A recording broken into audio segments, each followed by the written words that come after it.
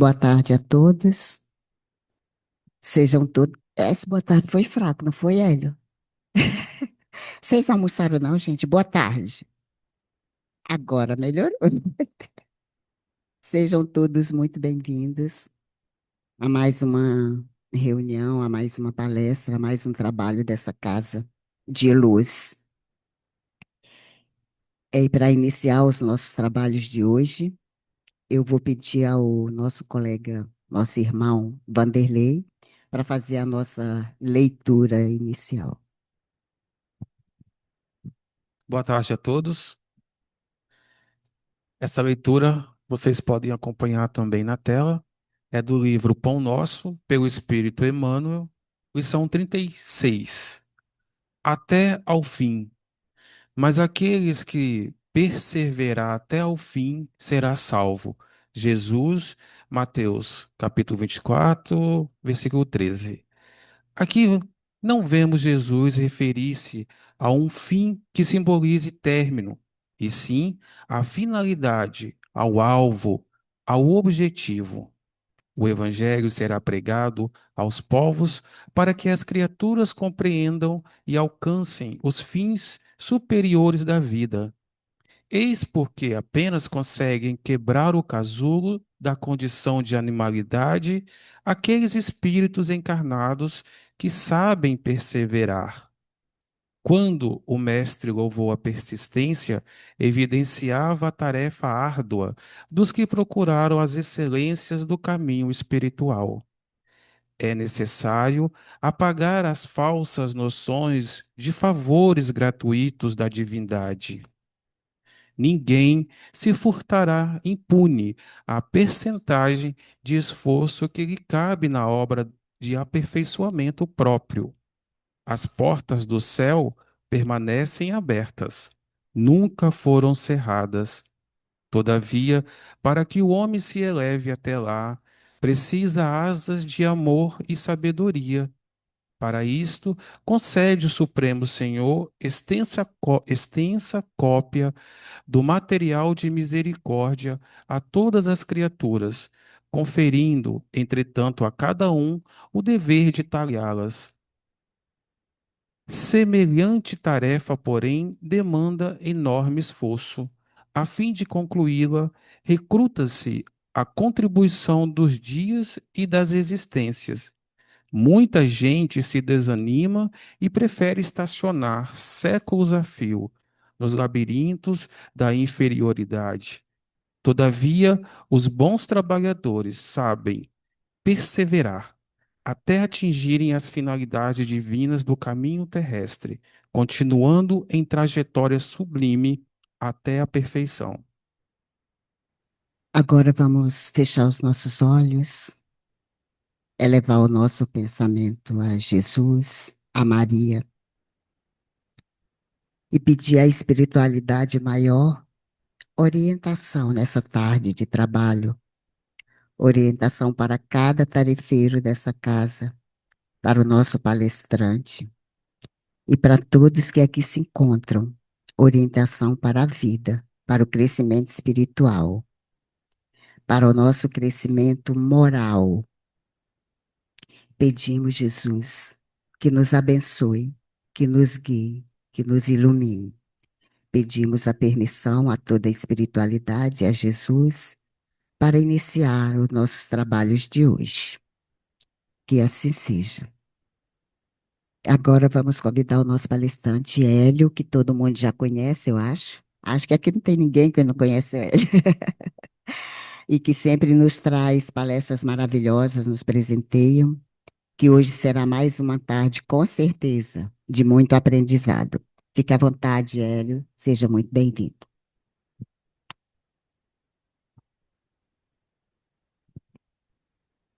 Boa tarde, meus irmãos, boa tarde, minhas irmãs. Que essa tarde seja marcante na vida da gente. O tema que nós vamos transcorrer aqui vai apresentar para a gente o Espiritismo dentro de uma linha do tempo, desde os primeiros momentos com Kardec até os dias atuais. E é bem verdade que o que nós vamos apresentar para os companheiros também vai nos servir como um alerta porque nós somos continuadores da obra de Kardec. Somos nós que temos que, através do testemunho vivo da nossa fé, exemplificar o Evangelho do Cristo e tentar, de alguma maneira, trazer para que as pessoas possam ser também beneficiadas desse conhecimento, como nós temos sido.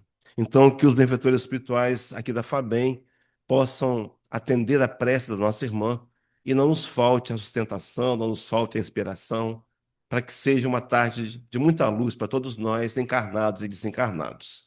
Então, para começarmos a trabalhar o Espiritismo de Kardec aos dias atuais, eu fui buscar o conceito de Espiritismo e vejo, meus irmãos, insights que não são espíritas. E eu me surpreendi. Os que me conhecem aqui sabem que eu venho de uma religião evangélica, militei a minha adolescência, militei a minha juventude por lá, e nós tínhamos um preconceito intenso com relação ao Espiritismo. Eu ouvi e repeti muitas vezes que o Espiritismo era coisa do diabo. Morava em Campos dos Goytacazes e quando eu passava em frente a uma casa espírita, se eu tivesse sozinho, eu mudava de calçada. Se eu tivesse acompanhado, eu fingia corajoso e passava em frente à casa. Mas eu tinha um receio. Fui buscar um dicionário, fui buscar o que é espiritismo numa visão aberta na rede mundial de computadores. E veja, meus irmãos, na enciclopédia Wikipédia, enciclopédia livre, diz assim: doutrina espírita ou kardecismo é uma doutrina espiritualista e reencarnacionista estabelecida na França em meados do século XIX pelo autor e educador Allan Kardec. Então veja que não há aqui uma censura, não há aqui uma crítica. Há, é claro, um conceito incompleto. Na verdade, kardecismo, a gente vai trabalhar daqui a pouco, se usa essa expressão, mas Kardec, em vários momentos, ele vai afirmar não ser o autor. Ele apenas codifica, acrescenta alguns textos de próprio punho, mas a mensagem vem dos espíritos superiores da equipe do Espírito de Verdade, que é o próprio Jesus. No outro site que eu fui pesquisar, de três, que eu vou colocar na tela, vai dizer que o Espiritismo é uma religião sem culto externo, sem sacerdócio organizado, sem cerimônias de qualquer natureza, sem intermediários entre a criatura e o Criador, podendo ser considerada uma religião cósmica, tendo como o amor e a caridade os maiores ideais. Vejam, quase que acerta plenamente. Podíamos até dizer que acertou plenamente se a gente não considerar uma visão esotérica de religião cósmica. Vejo então que nesse site, que eu não tive aqui o cuidado de anotar a fonte, pouco importa, também não fala mal do Espiritismo, também não diz inverdades como nós dizíamos no passado. Um terceiro site ainda, só para fecharmos o que as pessoas lá fora, como eles veem o Espiritismo, vai dizer que o Espiritismo é um movimento religioso que visa resgatar a essência do pensamento cristão, da ética do Cristo na modernidade. Acertou em cheio. O Espiritismo vem buscar a essência do pensamento de Jesus, reler esse pensamento e nos propor a ação, transformar esse conhecimento em atitudes, sair da teorização para transformar o ensino do Cristo em realidade vivencial. Algo fácil? Não. Não é fácil amar inimigos. Não é fácil perdoar 70 vezes 7. Também não é fácil pagar o mal com o bem e entre tantas outras propostas de Jesus. No entanto, quando encontrei ali da modernidade, me inspirou a criar o tema dos dias atuais. Ainda nessa mesma lâmina, nesse mesmo site, ainda há um complemento que vai dizer: o Espiritismo busca compreender, à luz das novas descobertas científicas que se faziam sentir na Europa no século XIX, a mensagem de Jesus de Nazaré. Era o momento em que a fé tomaria uma proporção linkada ao lado racional. Não dá mais, meus irmãos, chegamos num ponto de maturidade da civilização que não dá mais para nos satisfazermos com respostas evasivas. Eu me lembro, só citando aqui a minha militância espírita, minha militância nos bancos da igreja evangélica, da Igreja Batista, algo que eu nunca compreendi foi o inferno. Eu nunca entendi o inferno. Meu pastor chamava-se Walter Correia. E eu dizia, pastor Walter, Deus não é onisciente? Ele dizia, sim, Deus sabe até o futuro. E eu dizia, então Deus sabe que vai criar aquele companheiro ali, que vai se inclinar ao mal, e vai se tornar um ímpio, e vai morrer, e vai ser lançado no lugar que o fogo queime e não consome a imortalidade inteira. Eu dizia, pastor, se eu fosse Deus, não criava esse, para que criar ele então? E ele me dizia: esse assunto é da economia de Deus. No clero organizado, ouvimos tantas vezes, são os mistérios da fé. O Espiritismo vem trazer uma lógica para uma fé racional e vem desbancar a mentira que nós criamos do inferno. Nós sabemos muito bem hoje que o inferno não existe, ele não está nos escritos originais da Bíblia até o século IV, ele foi acrescentado numa intenção de manipularmos as massas pelo medo. Eu digo que fomos nós mesmos, em outras vestes corporais. Emmanuel tem uma lição do livro Inspiração, onde ele vai dizer que nós somos herdeiros de nós mesmos. Então cometemos o erro de olhar para trás e apontar o dedo e dizer: os católicos venderam a indulgência. Apontemos para nós mesmos, porque fomos nós lá atrás, ainda agindo numa fé leviana, que fizemos comércio da religiosidade. Mas, enfim, conceituado de modo positivo o Espiritismo por aqueles que não são espíritas, qual é o conceito que o próprio Kardec vai apresentar do Espiritismo. Aqui é completo, porque ele próprio apresenta, e em dois momentos. Primeiro, no prefácio do livro O que é o Espiritismo, daqui a pouco falo desse livro brevemente, e também no Evangelho segundo o Espiritismo, capítulo 1, item 5. No livro que é o Espiritismo, Allan Kardec vai dizer: o Espiritismo é, ao mesmo tempo, uma ciência de observação e uma doutrina filosófica. Observe que aqui ainda não surge no cenário a visão religiosa, mas ciência e filosofia. Então, a ciência prova que a vida não termina no túmulo. A ciência prova que nós somos espíritos imortais e que a vida prossegue após a morte. Ora, meus irmãos, se nós somos resultados, se o que nos aguarda amanhã, resultado do que fizermos hoje, isso não seria filosofia? O que é que eu tenho feito hoje? O que é que me aguarda? Será que eu não poderia mudar de investimentos? Mas, enfim, segue dizendo Kardec, como ciência prática, ele consiste nas relações que estabelece entre nós e os espíritos. Como filosofia, compreende todas as consequências morais que dimanam dessas mesmas relações. Então, até o Espiritismo, desencarnados eram chamados de fantasmas, assombrações. Hoje compreendemos, somos nós mesmos, livre do rotório material. Só que Kardec fecha dizendo, podemos defini-lo assim. O Espiritismo é uma ciência que trata da natureza, origem e destino dos espíritos, bem como de suas relações com o mundo corporal. Uma ciência que pode ser formatada, que é empírica, que pode e deve ser verificável. Meus irmãos, esse é o lado do espiritismo mais encantador, porque a gente prega um evangelho diferente dos demais cristãos, mas nós damos o direito a quem quiser de investigar. Não acredita em nada que eu estou dizendo, vá buscar a informação. Porque na medida que eu entender, o conhecimento passará a me pertencer. E talvez eu mude minhas ações e meus valores. Mas, enfim, no segundo conceito apresentado por Allan Kardec, em 1864, no Evangelho segundo o Espiritismo, ele vai dizer que o Espiritismo é a ciência nova que vem revelar aos homens, por meio de provas irrecusáveis, a existência e a natureza do mundo espiritual e suas relações com o mundo corpóreo. Meus irmãos, provas irrecusáveis. A gente tem todo dia, nas reuniões mediúnicas, onde espíritos que estão vivenciando suas dificuldades são socorridos por meio do trabalho na reunião mediúnica, provando para a gente que estão vivos, que não morreram. Mas há experimentos mais complexos. Deixa eu dar um exemplo, um único exemplo, o tempo não permite delongarmos, mas vamos lembrar de Chico Xavier, esse que foi o maior médium do Brasil. Chico Xavier nasceu em Pedro Leopoldo, uma cidade pequenininha, Tivemos agora há pouco tempo Pedro Leopoldo, ela continua pequena. Imagina em 1910. Chico Xavier nasce numa família pobre, ele não tem recursos de estudar, ele estuda até a quarta série do ensino primário. A biblioteca mais perto para Chico Xavier ficava a 44 quilômetros da capital Belo Horizonte, e Chico Xavier escreve 412 livros. Ora, meus irmãos, não tem sentido, não faz sentido.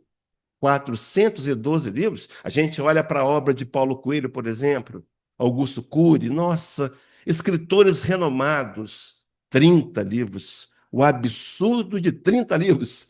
Chico Xavier, 412. O primeiro livro de Chico Xavier chamava-se Parnaso de Além Túmulo, um livro de poemas de poetas de língua portuguesa, tanto portugueses como brasileiros. E alguém, eu não sei se eu vou dizer bem intencionado ou mal intencionado, pegou um poema de Castro Alves, o poema O Poeta dos Escravos, transcreveu a uma folha de papel e ele tinha acesso à Academia Brasileira de Letras. Ele tinha acesso aos imortais, à nata da cultura do Brasil, e apresentou aquele poema. E aqueles homens ficaram enlouquecidos. Só não saltaram porque tinham dificuldades por conta da idade, mas alegraram-se profundamente. E disseram várias vezes uma relíquia, onde foi encontrada essa relíquia, um poema original, inédito de Castro Alves. E quando lhes foi revelada que havia saído da lavra de Chico Xavier, quiseram voltar atrás, mas era tarde demais. Já tinham avalizado de que o autor era Castro Alves, embora tivesse morrido. Provas irrefutáveis, irrecusáveis, de que a vida segue após a morte. A gente poderia, nossa rebeldia, dar de ombros. O que eu tenho com isso? Tudo, meu irmão, minha irmã, tudo. O que te aguarda amanhã na vida imortal será fruto das suas próprias escolhas hoje. O que eu tenho escolhido? O ódio, o amor, a luz, as sombras. Mas, enfim, seguindo o raciocínio do Espiritismo de Kardec aos dias atuais, aqui eu fiz uma pegadinha, tinha que ter uma vírgula depois do Espiritismo, é claro, ou um tracinho, porque ele não é de Kardec. Eu só coloquei junto para poder a gente ponderar a relação do kardecismo. O que é kardecismo? O ismo significa escola, sistema, doutrina. Então, a palavra significa uma doutrina criada por Kardec. Não é verdade. Kardec não aceita, não aceitou a autoria. Vou trazer uma história rapidamente na tela, mas antes a gente pensar nesse kardecismo. Quando você for responder o censo do IBGE, muitos companheiros não assinalaram a religião, porque lá não tem religião espírita. Não tem, mas tem kardecismo. Então a FEB emitiu uma nota para que a gente assinalasse o kardecismo, embora não fôssemos, para poder ser contados como aqueles que militam na fé de Kardec. A mesma fé que Kardec tinha. Eu trouxe uma referência, então não seria de Kardec, seria desde Kardec aos dias atuais. Quer ver um fato anterior, um curioso? Essa literatura chamada A Biografia de Allan Kardec são 3 livros. Eu considero, para mim, a melhor biografia de Kardec. Os pesquisadores são Zeus Van Tuyl e Francisco Tiensen. E eles foram buscar, no capítulo número 1 do volume 2, a fagulha da renovação, no item 6. Eles fizeram uma pesquisa de um outro biógrafo de Kardec, chamado Henri Saussure. Esse Henri Saussure, a fotografia dele aí, é o maior e principal biógrafo de Allan Kardec, nos dias de Kardec. Então, os Zeus Van Tuyl, Francisco Tienzi, buscaram acessar um outro livro. E é desse livro que eles vão tirar a história que eu vou colocar na tela. No momento de publicar o Livro dos Espíritos, o autor ficou muito embaraçado em resolver como assinaria. Se com seu nome, Hipólito Leon Denis Arrivaio, ou com um pseudônimo. E diz mais, sendo seu nome muito conhecido no mundo científico, em virtude dos seus trabalhos anteriores, e podendo originar confusão, talvez mesmo prejudicar o êxito do empreendimento, ele adotou o alvitre de o assinar com o nome Allan Kardec, nome que, segundo lhe revelaram o guia Zéfiro, ele tivera aos tempos dos druidas nas Galhas, hoje França. Então ele escolhe o nome de uma encarnação que ele havia vivido 1000 anos antes de Jesus, já como um sacerdote do povo celta. Veja, meus irmãos, não poderia ser um espírito comum, deveria ser alguém ilibado, que tivesse capacidade para codificar uma doutrina que iria mudar o pensamento teológico do mundo. A ideia de apresentar um Deus que não pune, meus irmãos, é muito novo para todos que ouvem, mas é muito lógica. Imagina que Deus, então, nos aplicaria uma prova de segundo grau, eu, aluno do ensino primário, perco na prova e vou ser sancionado por isso? Não faz sentido, não tem lógica. O Espiritismo vem corrigir um erro parcialmente voluntário e parcialmente involuntário. A teologia é uma tentativa de tentar explicar Deus. E, infelizmente, o lado imaginário e humano prevalece muitas vezes. Mas, enfim, eu pesquisei na mesma enciclopédia Wikipédia sobre o povo celta e vejo que detalhe: Allan Kardec, um sacerdote entre os celtas, um druida. Os celtas acreditavam na reencarnação humana e os túmulos dos seus mortos continham diversos itens de uso pessoal daquele que lhe havia falecido, se havia falecido, incluindo símbolos religiosos. Então, 1000 anos antes de Jesus, 2800 anos antes do Espiritismo, Allan Kardec já conhecia, já acreditava na reencarnação dos homens. Vejam, outra crença celta era a da transmigração das almas humanas para os corpos dos animais. Sobretudo peixes e pássaros, chamado metempsicose. Não é uma crença espírita. E completa dizendo que pode-se afirmar que o druismo se baseava em dois grandes princípios: o respeito à natureza e a crença na imortalidade. Os druidas eram sacerdotes e presidiam cerimônias religiosas. Então, 1000 anos antes do Espiritismo, Allan Kardec já acreditava na imortalidade e já conhecia a lei das reencarnações. Aonde fica explicado, meus irmãos, ontem, foi segunda-feira, foi ontem, não me lembro exatamente, falando numa outra casa espírita, me lembrei do fato, quantas vezes a gente olha para uma pessoa tão boa, uma pessoa que só faz o bem e que sofre tanto. E a gente fica perguntando, mas como é que pode Deus deixar esse homem tão bom passar tantas dificuldades? As reencarnações explicam, porque talvez agora ele veio resgatar as faltas de vidas anteriores que o fizeram converter e se tornar hoje melhor. É um processo de progresso. Mas, enfim, seguindo o raciocínio, então Allan Kardec nasce no Espiritismo, na verdade, ele renasce no Espiritismo oficialmente. E agora ele vai codificar essa doutrina para apresentar ao mundo. Está ali a imagem da livraria Dentu, Galerie de l'Orléans, Palácio Royal. E lá em 1857, no dia 18 de abril, Allan Kardec entra com um pacote de livros embaixo do braço, seguido por um grupo de cooperadores, e apresentaria à humanidade o Livro dos Espíritos. O texto básico que alimenta a fé espírita. Um texto que foi trabalhado, desenvolvido, inspirado às luzes de Jesus, que veio para trazer a todos nós um conceito novo, que vai permitir que um dia todos nós nos reconheçamos como irmãos de fato que somos. Mas, enfim, seguindo o raciocínio de Kardec nos dias atuais, em 1857, 18 de abril, está ali o lançamento do livro. E esse livro, meus irmãos, causou uma revolução em Paris e derredores. Porque Allan Kardec não estava lançando uma religião nova, não. Ele estava lançando uma religião cristã nova. Então, os católicos romanos, os protestantes, queriam saber que Jesus é esse, que Deus é esse que não pune, que Jesus é esse que eu posso um dia alcançar essa performance moral que ele também tinha. E aí houve uma grande revolução, a ponto de muitos se tornarem adeptos.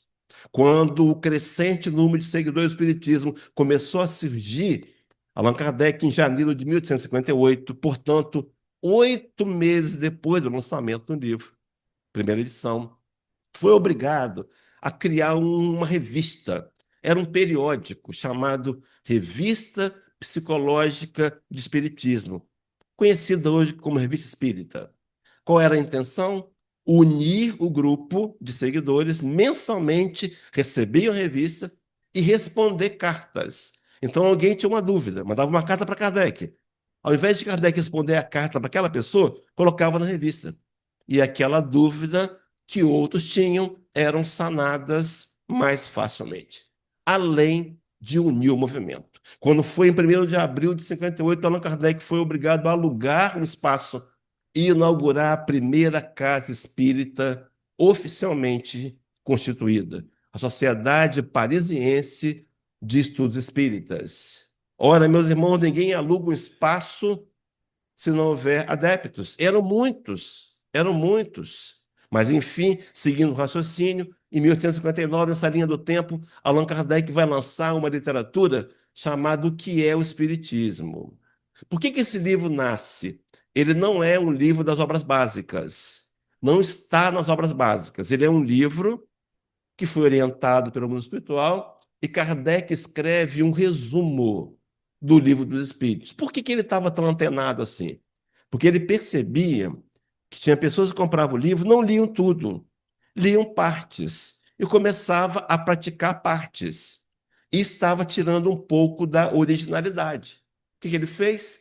Resumiu em um único livro todo aquele livro dos Espíritos para facilitar as pessoas que elas mantessem um eixo doutrinário ideal, correto, dentro daquilo que havia sido proposto no início. Quando, em 1960, Allan Kardec vai começar a fazer viagens, 3 anos depois, ao redor da França.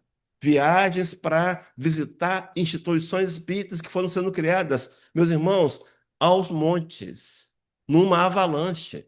E por quê? Porque respondia as perguntas que as pessoas queriam saber, não tinham respostas. Quem somos? Para onde vamos? Por que passamos pelas dores que passamos? E respondia racionalmente, permitindo aqueles homens questionarem.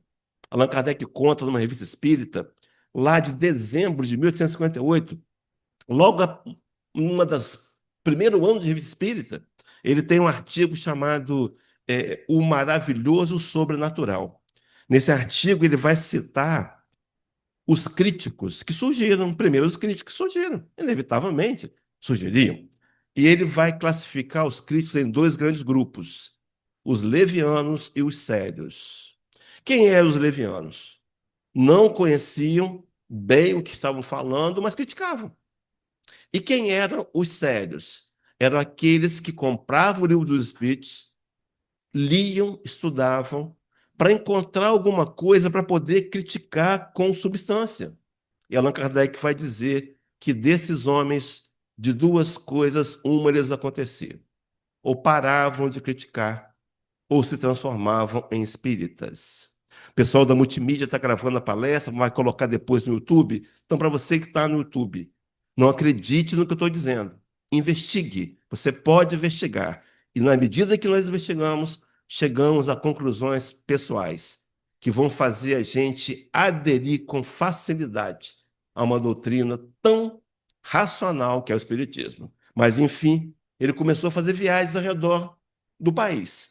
Antes disso, lançou em 17 de março a 2ª edição do Livro dos Espíritos, essa que nós usamos hoje, com 1019 questões. Na sequência, as viagens começam a surgir. Eu vou trazer um livro chamado Viagem Espírita, 1862, lançado em 1867, onde Allan Kardec vai contar as 5 viagens que ele faz em redor da França e outros países. Sim, porque já havia chegado em países vizinhos. Meus irmãos, a lógica espírita não tem fronteiras. Quando nós entendemos as respostas, elas nos cativam, inevitavelmente. Porque Deus é Pai amoroso, bom e justo, nos dá o que precisamos. E se eu estou passando por alguma situação desconfortável, Deus sabe por quê. Há uma razão justa de ser. E quantas vezes na minha infância espiritual eu me aborreço com Deus, fico zangado com Deus. O Espiritismo me diz assim: faz as pazes com Deus. Deus sabe o que é melhor para você. Já contei isso aqui numa outra oportunidade. Meu pai era militar. Eu tinha 16 anos, parece que foi ontem, eu fazia Escola Técnica Federal de Campos, morava no Rio de Janeiro, Estado do Rio de Janeiro. E morava num bairro de periferia, distante, e rua sem calçamento, chovia, dava lama, às vezes enchia de água na calçada, e eu passei a madrugada ouvindo a chuva. E quando o papai foi me acordar às 6 da manhã, eu tentei negociar, né? Papai, veja bem, está chovendo. Por certo, tem lama na rua. Não tem prova hoje. Minhas notas estão excelentes. Deixa eu ficar em casa. Ele me olhou, sorriu e disse: Não, você vai. Você vai para a escola. E eu fui chutando lata e lama, com raiva dele, né? Para mais tarde compreender que chuvas e intempéries não podem atrapalhar compromissos. Você enfrenta a chuva, por que não? Aprendi. Deus sabe o que é melhor para a gente. Às vezes a forma de ensinar não é a mais confortável, mas é a melhor. Quando eu entendo isso, deixo de lado a revolta, a rebeldia e aceito voluntariamente a vontade sábia e soberana de Deus. Mas, enfim, a primeira viagem, 1860, não vou ler o nome da cidade, o tempo não permite, ele visita 4 cidades. Veja, meus irmãos, Lyon está entre elas, Saint-Étienne também, cidades grandes. Sans, 4 cidades. Em 61, na viagem que ele faz, ele vai a mais 4 cidades também. Mudou agora, vai para Bordeaux, 4 cidades. Quando é em 1861, na viagem que ele vai fazer, acontece um episódio curioso e decisivo para a propagação do espiritismo. Ele já havia lançado o Livro dos Médiuns, e ele manda um carregamento de livros para um amigo na Espanha. Meus irmãos, um amigo na Espanha não vai comprar um carregamento de livros se esses livros não tivessem adeptos para consumirem. E ele comprou o carregamento. O bispo de Barcelona intercepta a entrega, proíbe os cristãos católicos de ler aquele livro e faz o chamado Auto de Barcelona, 9 de outubro de 1861, e queima em praça pública os livros que Allan Kardec havia mandado. Allan Kardec ficou aborrecido com isso, pensou em tomar medidas judiciais, mas foi orientado que nada fizesse. Aquele episódio viraria a maior propaganda do espiritismo, meus irmãos. Sabe por quê? Proíbe para ver, proíbe para ver. Parece que se proíbe a gente quer fazer, né? Se não for proibido, não tem problema. Se for proibido, dá vontade de fazer. E as pessoas começaram a perguntar: que livro é esse que eu não posso ler? Que livro é esse que eu quero saber o que é isso? E aí começou uma venda clandestina. Eu não sei qual é o código que se fazia na época, mas eu criei um para mim. Imaginário, né? Você queria comprar um livro, tinha uma sapataria que vendia. Só que você não podia chegar lá para comprar o livro dos Espíritos. Então tinha um código. Olha, eu queria um sapato vermelho, número 48. Ah, 48? Vinha a caixinha fechada e o livro ali dentro. E as pessoas começaram a estudar. Veja, meus irmãos, havia chegado em Barcelona, já havia chegado na Espanha. E em 62 a viagem vai contar com 21 cidades. 4 anos depois do lançamento, 5 anos depois. Por que que chegava, meus irmãos, a uma campanha de marketing bem pensada? Não, não tinha isso. Não tinha pesquisa de mercado. Hoje você vende qualquer produto você vende massa. Talvez venda só uma vez, mas você vende massa. Se tiver uma boa campanha de marketing, aqui não. O produto tinha valor e as pessoas compreendiam verdades para a sua vida. E veja, meus irmãos, em 64, Allan Kardec vai só a 3 cidades, mas 2 delas estão na Bélgica. Então o Espiritismo estava na Espanha, estava na França, estava na Bélgica, e vai adiante, meus irmãos, 2 na Bélgica. Em 67 também ele vai a mais 3 cidades, mas enfim, fato é que estamos agora na França, na Espanha e estamos na Bélgica. Eu vou dizer também, estava na África, só que não é contada a África ali. Esse garotinho vai ser palestrante, ele tem potência vocal, não tem? Potência vocal ele tem, é só aprender a falar. Mas tudo tem sua hora. A França era colônia, a Argélia era colônia francesa. Então não se conta como África, se contava como França. Mas enfim, meus irmãos, observe. Na Revista Espírita de março, abril e maio, 63, Allan Kardec coloca os balancetes financeiros. Que ideia boa, hein? Para não haver dúvida que o dinheiro estava sendo desviado para nada. Balancete financeiro. Para o público ver na revista. E ele vai citar as casas que contribuíam, não vou lê-las também, mas eram 23 grupos que mandavam recursos financeiros para a sede em Paris, para sustentar, para manter edição de livros, revista espírita, palestras públicas e todo o trabalho de divulgação do espiritismo. Mas, enfim, o lado mais importante, para chegar nos dias atuais, de lá do continente, viria para o Brasil, com uma razão. Em 53, a gente vai encontrar no jornal chamado O Cearense o fenômeno das mesas girantes acontecendo no Brasil. Tinha uma razão de ser. É no Brasil que, em 65, Allan Kardec vai incluir, na Revista Espírita daquele ano de novembro, um artigo Espiritismo no Brasil. Então, o Espiritismo no Brasil começa em 65. Nosso querido Luiz Olímpio Teles de Menezes vai fundar o Grupo Familiar Espírita em 1865. Meus irmãos, então, antes de chegar na Bélgica, já tinha chegado no Brasil.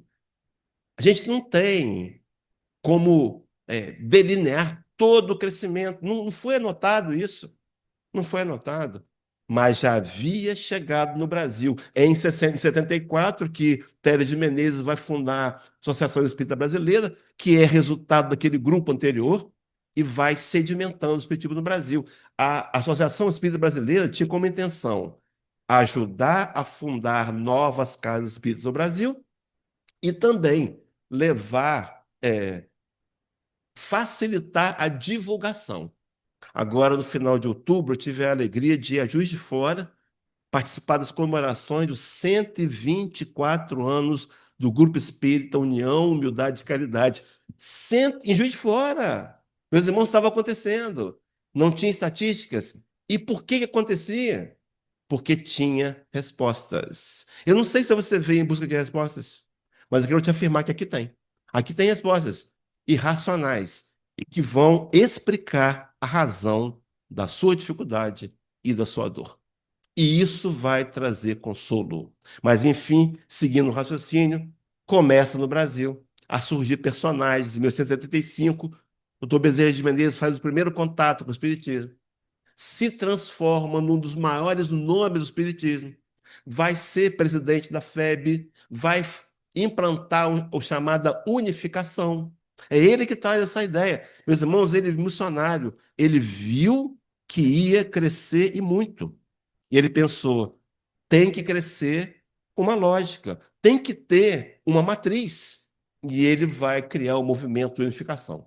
Então, hoje, meus irmãos, se você for no Mato Grosso, numa reunião espírita, numa casa espírita lá, filiada à FEB, é mais ou menos como está aqui. Um dirigente, a pessoa faz a leitura, alguém faz a prece, alguém faz a pregação, depois tem o passe, muito parecido, graças a Bezerra de Menezes. Depois de Bezerra de Menezes, em 1910, é citado nasce Chico Xavier. Esse camarada vem com uma missão, meus irmãos, a missão de transformar, de incluir no conceito espírita a vertente religiosa. Porque era ciência e filosofia. O Brasil transforma em religião. Então veja que no Brasil, Coração do Padre Evangelho, um livro do Humberto de Campos, por Chico Xavier, é revelada a missão espiritual do Brasil. Transformar o espiritismo na vertente religiosa e exportar para o mundo inteiro a religiosidade. Meus irmãos, interessante, cabe aqui um parênteses importante. Humberto de Campos tinha morrido. Escreveu o livro para Chico Xavier. Quando a família viu o livro, a família conhecia o estilo literário de Humberto de Campos, cobrou na justiça direitos autorais. Eu quero direito autoral porque esse morto não está morto. Quem escreveu foi Humberto de Campos, a família. A ação foi vencida pela família. Só que não puderam pagar porque ele de fato estava morto. Mas, enfim, seguindo o raciocínio, agora o Brasil exporta de novo para a Europa e vai exportando pelo mundo inteiro. E agora, meus irmãos, o período chamado de luta, Revista Espírita de 63, aonde em dezembro Kardec vai apresentar as 6 etapas do Espiritismo. rapidamente. Vale a pena, pega a revista, acessa lá. Dezembro de 63. Primeira etapa da curiosidade, acontece com o episódio das mesas girantes. A segunda etapa, a etapa filosófica, quando lança o Livro dos Espíritos. A terceira etapa, a etapa de luta, começa no Alto Fé de Barcelona. Está em trânsito hoje, a período de luta. O quarto período, que é a etapa religiosa, que é lançamento do Evangelho segundo o Espiritismo. A quinta etapa, a etapa chamada intermediária, Kardec não quer falar dela. E a última etapa, a etapa do mundo regenerado. Os homens enfrentando a vida sem maiores dificuldades, o amor imperando, não haverá mais fome nem miséria, os canhões serão transformados em arados, os homens se sentirão irmãos. Era da fraternidade. Ela vai acontecer, ela está em andamento, mas, enfim, no Evangelho segundo o Espiritismo, Chico Xavier, então, vai sedimentar a etapa religiosa. E agora o Brasil exporta para a Europa, para a América, para a África, para a Ásia, para a Oceania, para o Japão. Quarta-feira eu vou fazer uma palestra às 6 horas da manhã para o Grupo Espírita na Austrália, em Brisbane, graças a uma formatação do Conselho Espírita Internacional, que está exportando o modal religioso do espiritismo para o mundo inteiro. Se você visitar Paris, não deixe de ir à Sociedade Parisiense de Estudos Espíritas, mas lá você não vai encontrar uma reunião como essa. Lá você vai ver experimentos a olho nu. Você vai ver objetos se mexerem, você vai ver comunicação com os espíritos. Eles ficaram no lado científico. Mas Paris já tem o Conselho francês de Espiritismo, que tem várias casas que funcionam como essa, já em língua francesa e também em língua portuguesa. Mas, enfim, seguindo o raciocínio, nos dias atuais, vamos pensar, meus irmãos, rapidamente, como é que está o espiritismo no Brasil. Vamos pensar no censo do IBGE. Primeiro censo que registrou essa contagem, 1991. Gente, tem coisa no forno queimando, hein? O forno tá ligado? Vê lá para mim, companheiro. Esqueceram o quibe no forno, hein? Sentido aí o cheirinho? Tá, então. Já pensou queimar o quibe? Aí não, não pode, né? Aí a reunião perdeu o sentido. Vou voltar para cá, meus irmãos, brincadeira à parte. Em 91, a gente era 1,12% da população do Brasil. Em 2000, nós éramos 1,38%, um acréscimo de 23% em 9 anos. E em 2010, nós éramos 2%. O número somava 3.800.000 espíritas. Agora, em 2022, a gente teve uma regressão, nós regredimos, de 2 para 1,8%. Mas, embora a população tenha crescido, o número ficou semelhante. 3 milhões, quase 800.000 espíritas. Mas isso fez acender uma lâmpada amarela. O que aconteceu com a gente? Víamos crescendo, crescendo, crescendo, de repente diminuímos 0,2 pontos percentuais. Fomos estudar as razões. Uma delas, a pandemia do coronavírus, que nos obrigou a ficar em casa, nos obrigou a nos reinventarmos. Os palestrantes que estão aqui sabem disso. A gente virou homem de mídia, virou homem de rádio, que não éramos. Não éramos. Fomos obrigados a aprender a fazer palestras virtuais. Que bom que foi assim. Hoje chega em vários lugares. O pessoal da multimídia trabalhando aqui, daqui uns dias está lá no YouTube, pode ser acessado por qualquer um do planeta, qualquer lugar do mundo. Você imagina como é que isso é importante? Mas, enfim, uma das razões foi a pandemia, que fez muita gente não ficar. Isso foi bom? Teve o lado bom, porque quem ficou, meus irmãos, foi um teste. Quem ficou eram os que estavam comprometidos. Estou viajando o país inteiro, vou te falar com sinceridade. O movimento hoje é muito mais forte do que antes da pandemia, com menor número de adeptos, mas muito mais forte, graças a essa peneira que se passou. Agora, um segundo motivo pelo que a lâmpada amarela acende também. A política de homens imperfeitos que trabalham um sistema chamado polarização. Eles vão trabalhar de novo ano que vem. Já percebeu que criar uma competição, que dividir é interessante para ganhar votos. E nós, espíritas, humanos imperfeitos, também adentramos invigilantemente nessa questão da política. Chegamos a brigar uns com os outros, chegamos a postar ofensas nas redes sociais.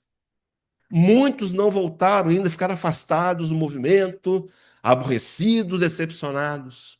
Meus irmãos, eles vão usar de novo essa ferramenta, mas a maturidade está dizendo para a gente ficar atentos. Nós podemos votar em quem quisermos. Isso não respalda que eu odeie, até porque Jesus disse lá na última ceia de que seus discípulos seriam reconhecidos por amar. Primeiro eu amo, defendo uma posição. Dia desse eu ouvi um companheiro chamado,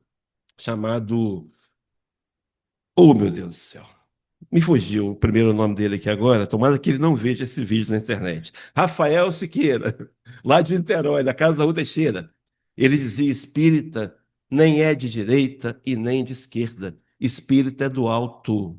Primeiro somos de Jesus. Defenda a sua posição política, é claro, isso é saudável, mas sem agredir ninguém. Não precisamos, podemos nos unir naquilo que é comum, o propósito de pregar o evangelho a toda criatura. Tudo bem, você não concorda com a minha posição política? Não concorda com a sua? Eu tenho que ser seu inimigo?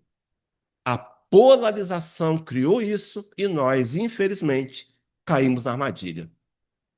Um amigo meu, muito querido, não vou dizer nome, vai para a internet, ficou sem falar com a irmã.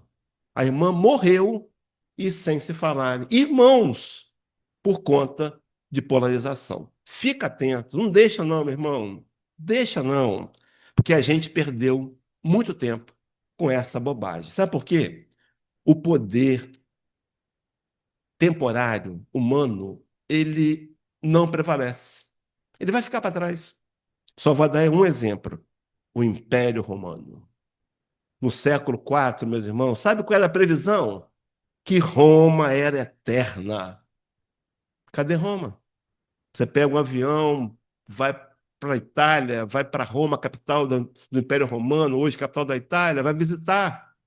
O que você vê do Império Romano são ruínas. Poder humano passa. O que tem que prevalecer é o poder da fé, que vai me unir em nome do amor. Fica atento, que ano que vem tem campanha política. Eles vão trabalhar de novo do mesmo jeito. Não se deixe levar. Sejamos mais maduros. Mas, enfim, um detalhe interessante. O Departamento dos Estados Unidos, de Estado dos Estados Unidos, que tem interesses financeiros numa pesquisa sobre liberdade religiosa, aponta que nós somos 3% e não 2%. Quem que eu vou acreditar? Vou acreditar no governo oficial. Mas deixa eu perguntar uma coisa para você. Levanta a mão para mim quem está aqui que respondeu o censo. De nós, ninguém? Então, para aí. Um respondeu um.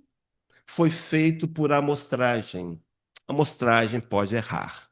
Mas, enfim, detalhes à parte. Fato é que o Espiritismo, se os Estados Unidos estiver certo, somos 6.330.000 espíritas. Dá para mudar o mundo com esse número de pessoas. Porque o sal, nós somos o sal da terra, e para fazer 1 quilo de arroz, você não tem que usar 1 quilo de sal, não. É uma colher ou outra.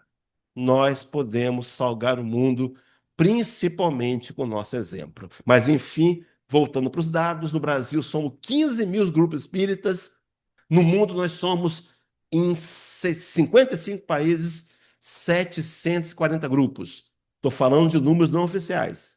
Porque se você botar registradas, não registradas, 1.800 casas que vão cumprir a promessa de Jesus, que vão fazer acontecer, meus irmãos, que vão fazer com que um dia o mundo compreenda o Espiritismo.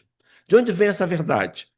Questão 798 do Livro dos Espíritos, onde Allan Kardec vivia um cenário preocupante para ele.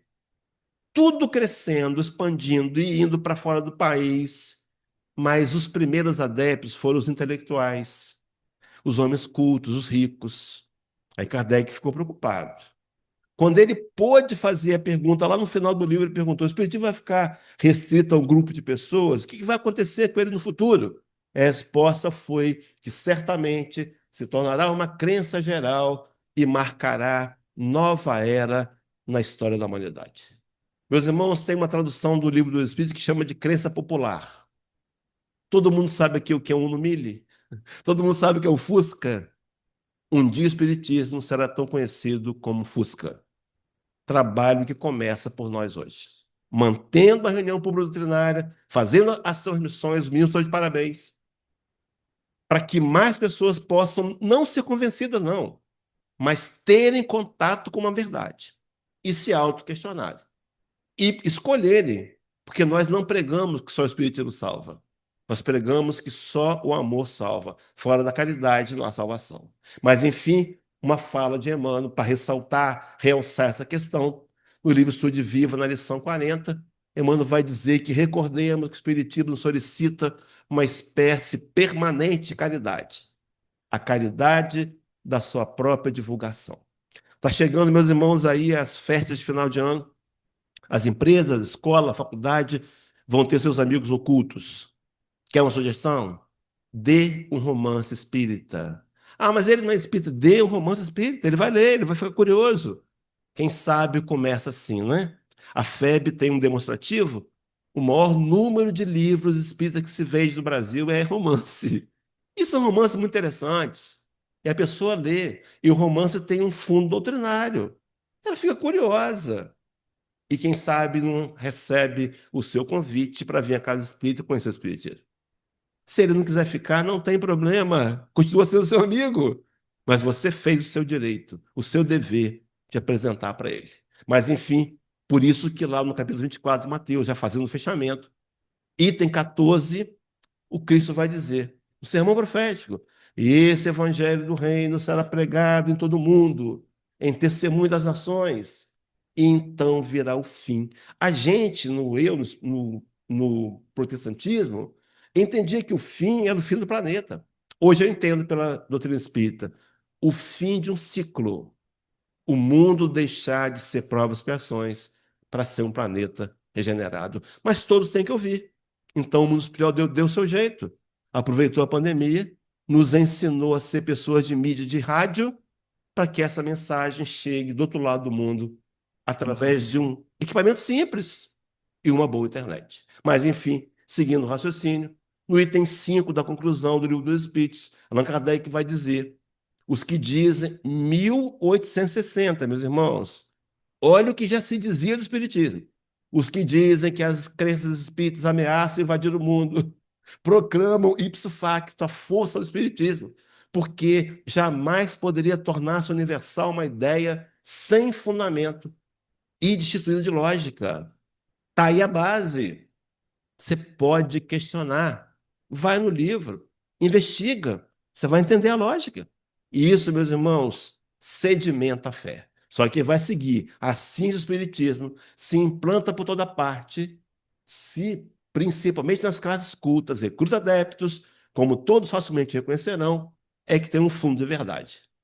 Vai adiante. Por meio do Espiritismo, a humanidade tem que entrar numa nova fase, a do progresso moral, que lhe é consequência inevitável.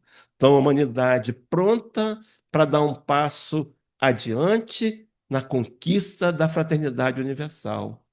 Percebemos, irmãos, que todos somos irmãos, independente de cor de pele, nacionalidade, qual o partido que vota, que religião ele é. Que nós possamos entender e levar conosco esses ensinamentos de hoje. Sejamos gratos a Deus, a Jesus, não só pelas alegrias, mas principalmente pelas tristezas, pelas dores, que são elas que nos fazem crescer. Lembrando sobre, ele falou sobre a mídia, né, que durante a pandemia teve essa oportunidade que foi maravilhosa. Então, eu quero fazer um apelo às pessoas que estão em casa, que podem assistir presencial, que venham à Casa Espírita. É muito bom ter essa oportunidade, é muito bom ter esse conforto de assistir da sua casa, poder escolher a palestra que você quer ver, quer ouvir, mas vir à casa é mais importante. Aqui você vai receber muito mais do que no sofá da sua casa, com certeza. Gratidão mais uma vez, Hélio, e volte sempre. E agora, dando continuidade, eu vou passar para o irmão Vanderlei para fazer a nossa prece final.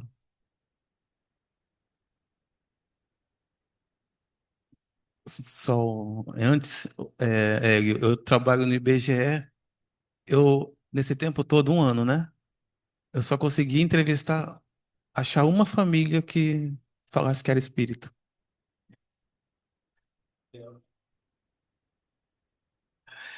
Eu vou pedir às pessoas que estão em casa que neste momento coloquem um copo com água também, para neste momento da prece e do passe, que a água em casa seja fluidificada. Vamos então fechar os nossos olhos, relaxar os nossos ombros, respirar neste ambiente de paz e de amor que todos nós estamos sentindo neste momento. E agradecer a Deus por estarmos aqui hoje, dia 22 de novembro de 2025, que foi preparado, Senhor, com muito amor para todos nós. Tudo que já vivemos, tudo que já passamos, tudo que aprendemos, nos trouxe até aqui. E este momento, Senhor, queremos aproximar de Ti, que a Tua luz nos envolva, preenche os nossos pensamentos, refrigera os nossos corações, os nossos julgamentos, e que a nossa mente, Senhor, se ligue ao mais alto sempre, em todos os momentos da vida, nas nossas dúvidas. Nos traga, Senhor, a paz que necessitamos, o amor que precisamos. Coloque, Senhor, em cada um de nós essa luz que brilha, para que todos que se aproximam possam senti-la. Que assim, Senhor, possamos ser, em cada lugar e em cada instante, a representação viva de tudo aquilo que aprendemos aqui. Leve, Senhor, aos nossos familiares esse amparo e a nós mesmos, Senhor, com muita gratidão por estarmos aqui presentes nesse ambiente que é protegido, trabalhado e que tudo que aqui fazemos, Senhor, seja em prol desse amor e dessa paz. Que assim seja.